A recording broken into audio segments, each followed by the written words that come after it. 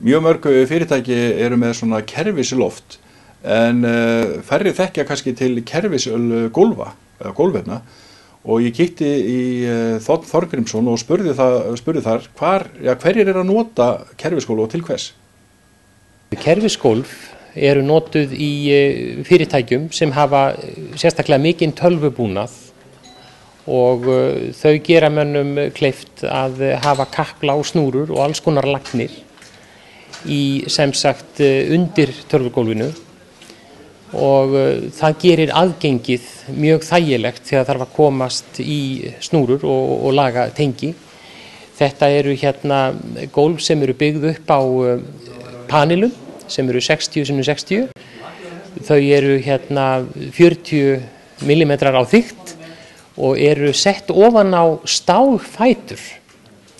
Síðan eru þessi stálfætur tengdir með þverbitum sem gerir gólfið styrkara, gerir það jafnvel jarðskjálftaþolið og þessi gólf geta verið í mismunandi hæðum, allt frá 10 cm og upp í 1 meter og þau eru sem sagt mjög þægileg eins og ég sagði í stórum fyrirtækjum, þar að segja það sem að tölvubúnaður er sérstaklega mikill. Það er ekkert mál, það er að taka sem sagt fyrir svokölluðum lagnagötum hvar sem er í gólfinu og skipta panelum út og flytja sig til. Þetta gerir það að verkum að þú verður mjög færanlegur á gólfinu. Það er að setja alls konar búnað í gólfið og festa það í. Þannig að þetta gerir bara hver og einn eftir sem sagt sínu höfði. Og svo er hægt að vera með kælibúnað líka. Margar tölvur hitna mjög mikið og sérstaklega stórar tölvur.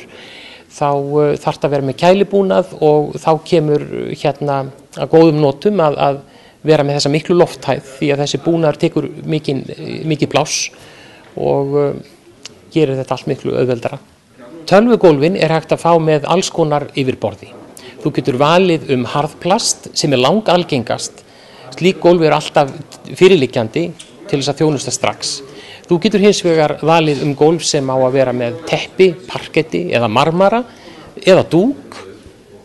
Þú getur valið algjörlega sem sagt, efni ofan á gólfið sjálfur.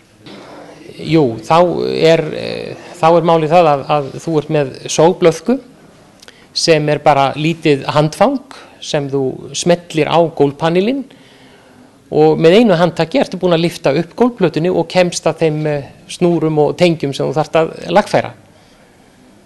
Þetta gengur mjög hratt og auðveldlega fyrir sig og getur farið hvar sem er í gólfið.